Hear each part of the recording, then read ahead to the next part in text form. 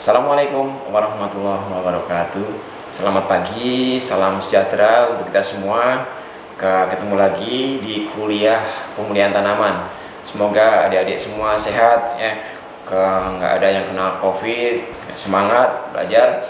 Ini kuliah yang sudah yang ketujuh.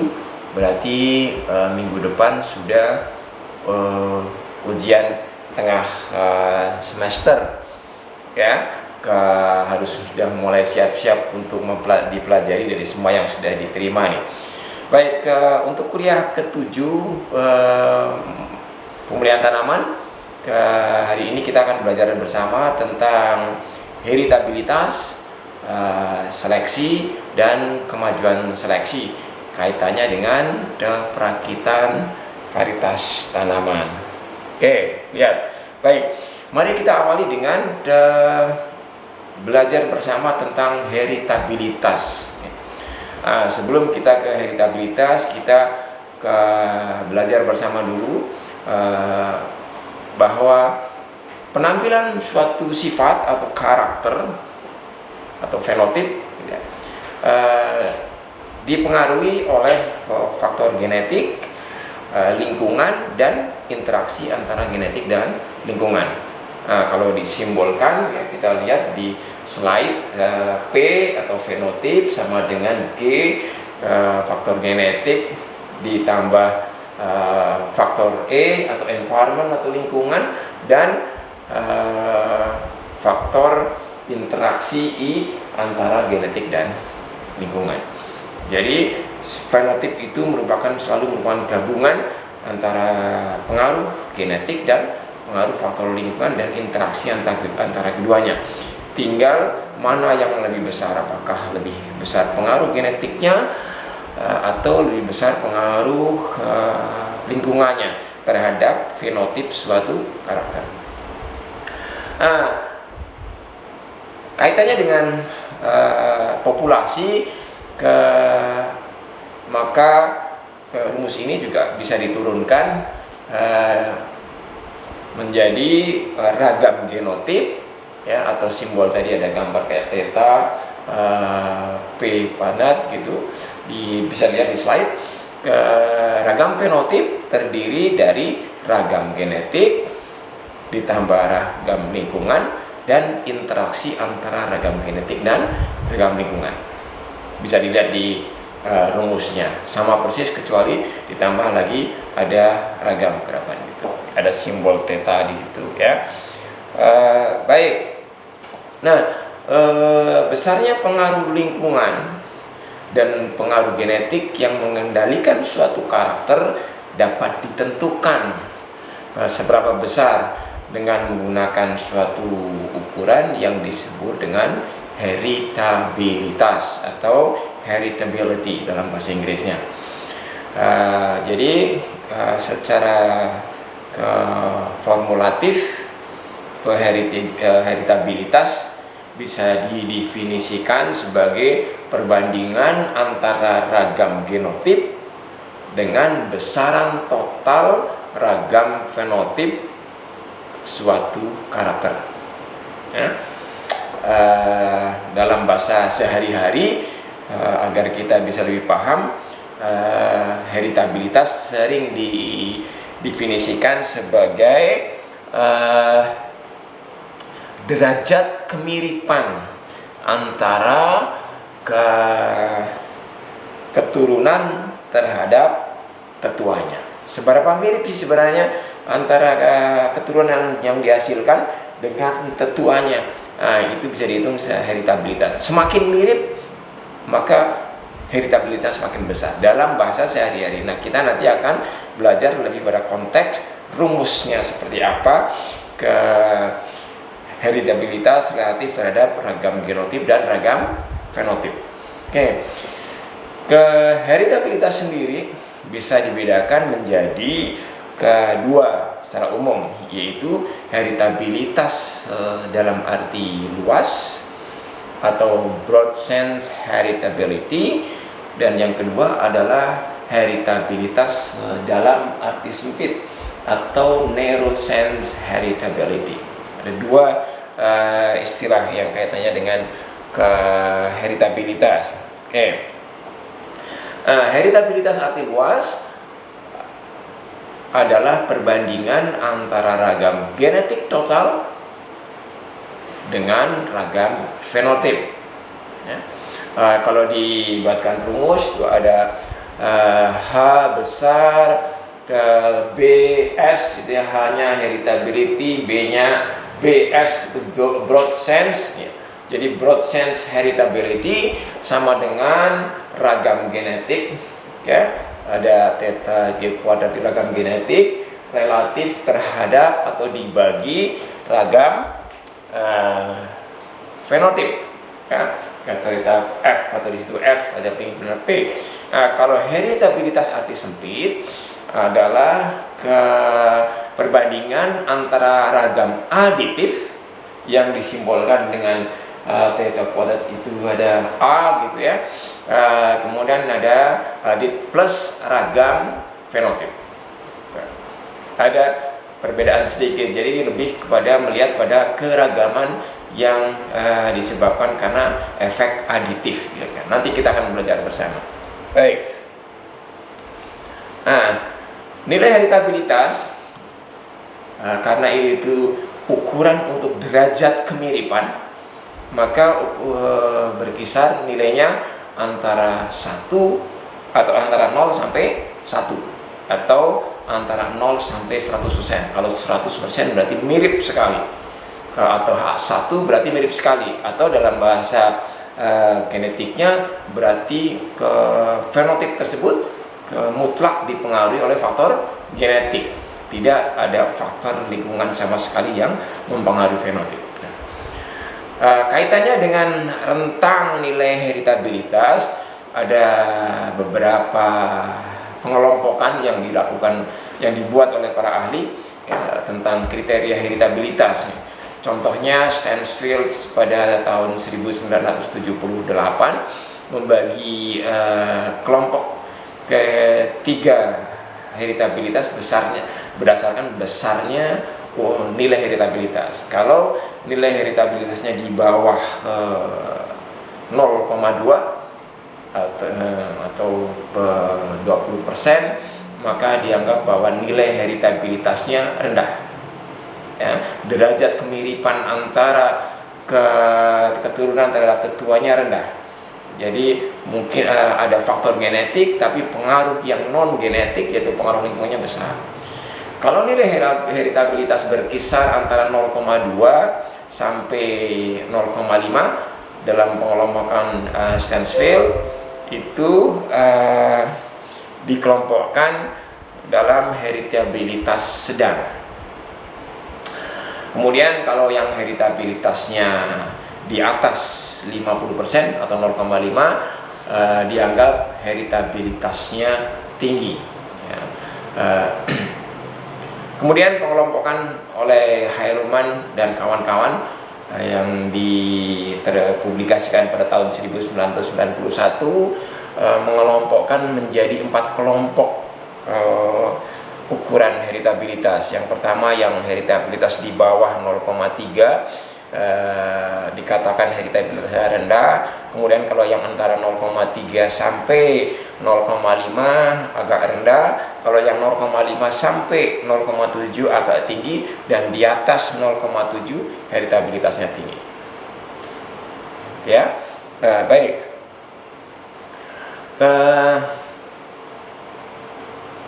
Jika suatu karakter memiliki nilai heritabilitas tinggi, maka karakter tersebut lebih banyak dikendalikan oleh faktor genetik. Semakin tinggi nilai heritabilitasnya, berarti faktor genetiknya pengaruhnya lebih besar terhadap fenotipnya. Jika suatu karakter memiliki nilai heritabilitas rendah, berarti sebaliknya, maka karakter tersebut lebih banyak dipengaruhi oleh faktor lingkungan.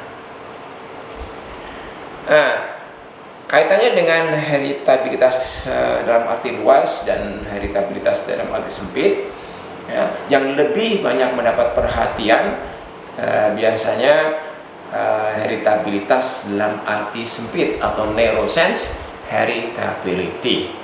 Kenapa demikian? Karena pada heritabilitas arti sempit, pengaruh aditif setiap alel akan diwariskan dari tetua kepada keturunannya.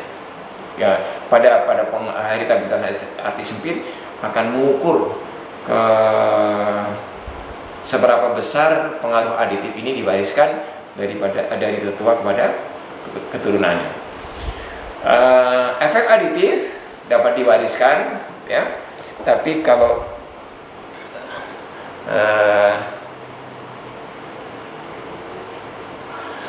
efek bukan aditif, ya, yaitu dominan dan epistasi, tidak dapat diwariskan. Ya. Seleksi untuk karakter-karakter yang dikendalikan oleh gen aditif diharapkan akan memberikan kemajuan seleksi yang lebih besar dan lebih cepat pada suatu program pemeliharaan tanaman. Oke. Baik, tadi ada nilai heritabilitas yang pengukurannya, yang nilainya rentangnya antara 0 sampai 1 atau 0 sampai 100%. Sekarang pertanyaannya barangkali bagaimana kita bisa menduga nilai heritabilitas, ya. Nilai heritabilitas yang harus kita pahami adalah bukan suatu konstanta, ya. Metode pengukuran yang sama untuk suatu karakter, maksud di sini adalah pengukuran heritabilitas, bisa jadi mendapatkan nilai heritabilitas yang berbeda, ya. Bahwa untuk karakter yang sama, kalau kita ukur heritabilitasnya pada populasi yang berbeda, mungkin hasilnya berbeda. Pada lingkungan yang berbeda, mungkin berbeda. Ini yang disebut, kita sampaikan bahwa nilai heritabilitas itu bukan suatu konstanta yang tidak bisa berubah-ubah, ya.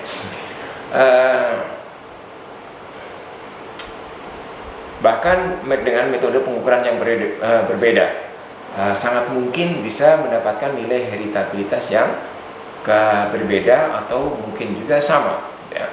Menurut Fair 1987, nilai heritabilitas dipengaruhi oleh satu, karakter populasi dan jumlah genotip yang dievaluasi. Yang pertama. Yang kedua, tergantung metode estimasi dan rancangan evaluasi yang digunakan.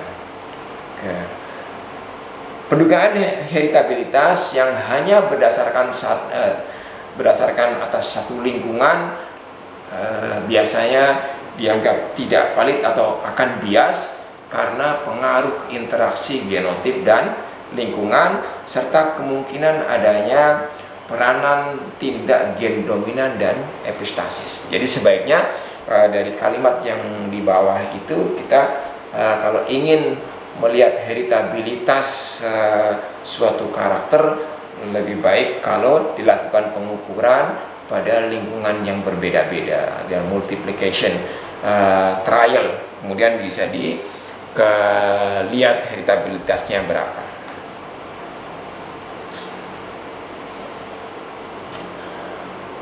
Nilai heritabilitas yang juga harus kita pahami adalah bahwa nilai heritabilitas penting tidak hanya untuk mengetahui seberapa besar pengaruh ragam genetik pada suatu karakter, tapi yang lebih penting lagi kaitannya dengan seleksi, yaitu bahwa respons seleksi pada suatu program pemeliharaan tanaman, ya, setelah dilakukan persilangan, mendapatkan keturunan, kemudian akan diseleksi. Nah, respons seleksi sangat ditentukan oleh besarnya heritabilitas suatu karakter. Nah, atau ya dengan kata lain, nilai heritabilitas akan menentukan metode seleksinya. Kalau nilai heritabilitasnya besar, maka metode seleksinya mesti akan berbeda. Kalau nilai heritabilitasnya kecil, jadi seleksi untuk karakter yang nilai heritabilitasnya besar harus dibedakan dengan metode seleksi untuk karakter yang nilai heritabilitasnya kecil. Oke, tadi kita sudah belajar sepintas bagaimana apa itu heritabilitas dan bagaimana cara mengukurnya, dan apa pentingnya mengukur heritabilitas, dan ternyata sangat terkait dengan seleksi. Kita berganti topik tentang seleksi sekarang. Seleksi adalah pemilihan tanaman dari suatu populasi campuran berdasarkan penampilan karakter tertentu, biasanya fenotip, yang bisa diukur atau fenotip. Bentuk seleksi untuk memperbaiki karakter tanaman bisa dibedakan menjadi seleksi yang dilakukan terhadap populasi atau koleksi genetik yang sudah ada dalam rangka perbaikan karakter yang sedang diteliti, atau yang kedua, seleksi yang dilakukan terhadap populasi hasil persilangan yang masih bersegregasi dalam rangka perakitan suatu varietas.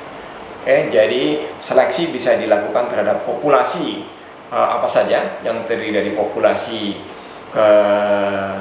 campuran, koleksi, gitu. Kemudian ingin dilakukan seleksi. Ada juga seleksi yang dilakukan terhadap populasi keturunan hasil persilangan.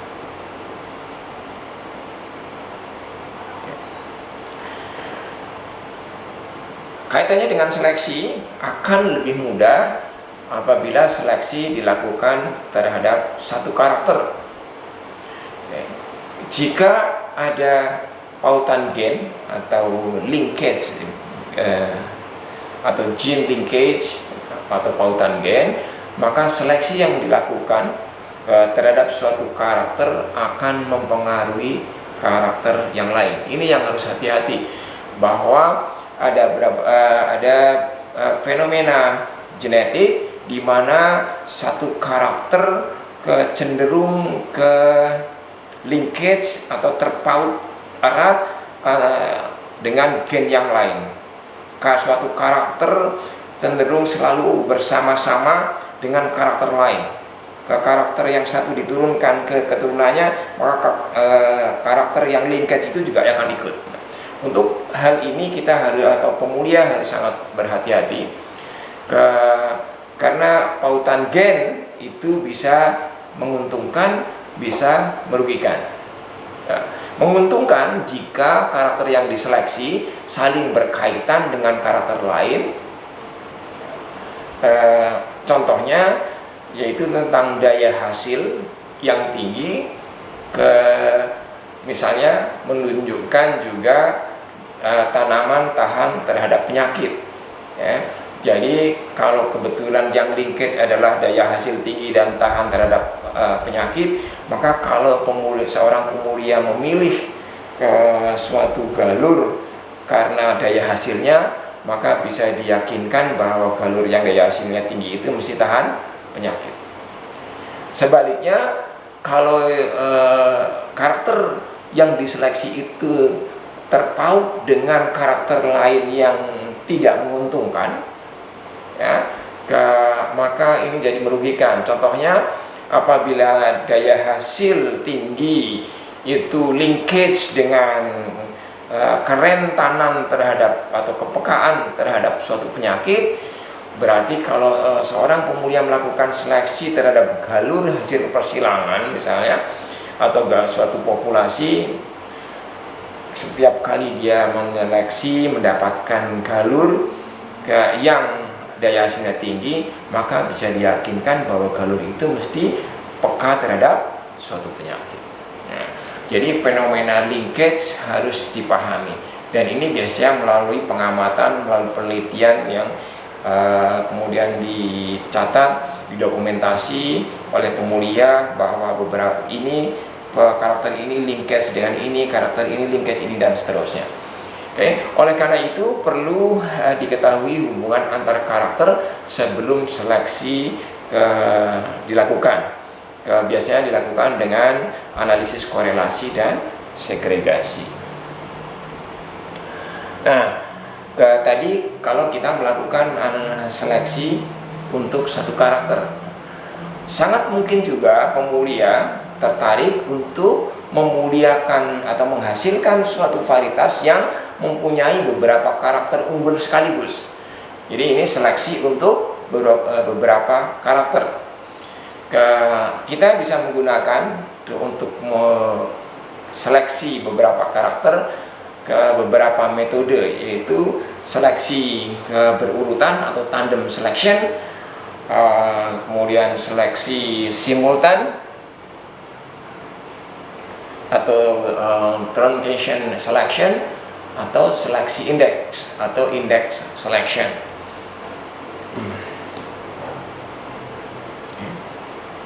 Oke, mari kita lihat ke seleksi berurutan atau tandem selection. Seleksi untuk beberapa karakter menggunakan teknik tandem selection. Yang dilakukan adalah melakukan seleksi terhadap suatu karakter dulu, baru setelah itu dilakukan seleksi terhadap karakter berikutnya. Ya, pada generasi awal dilakukan seleksi terhadap satu karakter sampai mantap. Ya, kemudian kalau satu karakter itu sudah didapat, baru dilakukan seleksi pada karakter yang berikutnya. Nah, contohnya seleksi misalnya dilakukan dulu terhadap daya hasil sampai mantap, diseleksi didapat galur yang mempunyai daya hasil tinggi, beberapa galur, baru setelah itu dilakukan seleksi karakter lain, misalnya tinggi tanaman, dipilih mungkin yang habitusnya tidak tinggi sekali tapi yang habitusnya pendek. Jadi pemilihan habitus pendek dilakukan setelah mendapat galur yang daya hasilnya tinggi. Tentu saja karena ini tandem berurutan gitu ya, yang satu dulu kemudian yang nomor 2, yang nomor 3 dan seterusnya, maka metode ini memerlukan waktu yang lebih lama. Dan sangat mungkin akan menyebabkan terjadinya genetic loss untuk karakter sekunder. Ya, genetic loss itu kehilangan sifat karena kita fokus pada karakter-karakter itu, dan pada saat kita memantapkan untuk satu karakter kita lupa bahwa karakter yang tertentu itu sudah mulai tererosi pada proses seleksi, tidak terpilih, sehingga ke bawah sana pada generasi-generasi seleksi berikutnya yang sifatnya sebenarnya juga kita inginkan di awal tadi malah ikut hilang walaupun mendapatkan karakter yang diinginkan.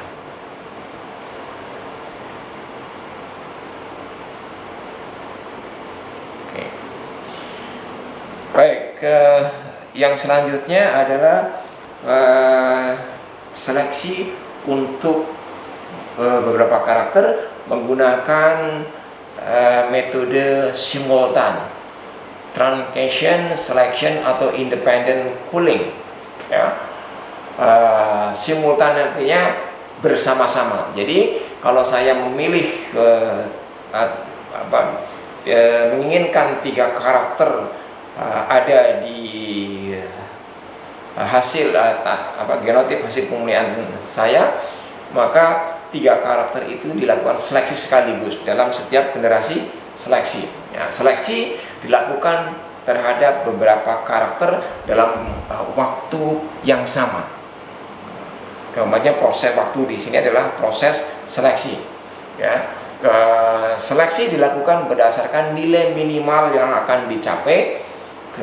Ada standarnya, misalnya daya hasilnya minimal berapa, tinggi tanamannya minimal berapa, umurnya berapa paling lama. Jadi sudah ada kriterianya, dilakukan bersama-sama dalam satu generasi seleksi. Dan kalau itu dilanjutkan pemantapan dan seterusnya, tapi di setiap generasi seleksi dilakukan sekaligus untuk ketiga karakter tersebut.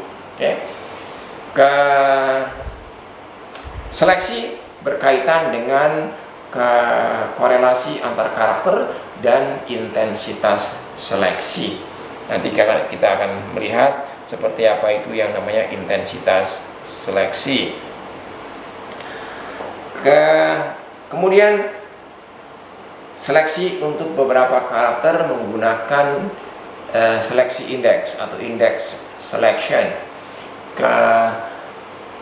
Seleksi dilakukan dengan memperhatikan karakter yang banyak, dan untuk ini diperlukan penelitian tentang korelasi genotip, korelasi fenotipik, heritabilitas, nilai ekonomi untuk masing-masing karakter yang diinginkan. Individu yang dipilih adalah individu dengan indeks yang tertinggi. Kemudian individu yang tidak terpilih menurut metode simultan. Tadi kita sebelumnya sudah belajar metode simultan. Kalau ada individu yang tidak terpilih menurut metode simultan, mungkin masih bisa digunakan dalam metode seleksi indeks. Jadi karakter-karakter yang tadi akan diseleksi diberi scoring indeksnya berapa gitu, kemudian nanti pemilihannya adalah berdasarkan indeks yang tertinggi. Jadi misalnya yang ini daya hasilnya tinggi, yang ini jumlah anakannya tidak banyak, tapi yang ini banyak. Nanti kalau semuanya di skor dengan galur lain akan kelihatan mana galur-galur yang secara akumulatif karakter ini, mana yang tertinggi. Nah, nanti memilihnya dari berurutan dari galur-galur yang mempunyai indeks atau nilai tertinggi untuk karakter-karakter yang dipilih, dan seterusnya ke bawah. Yang dipilih nomor 1, nomor 2, dan tentu saja yang semakin ke sana berarti prioritas untuk dipilihnya semakin ke belakang.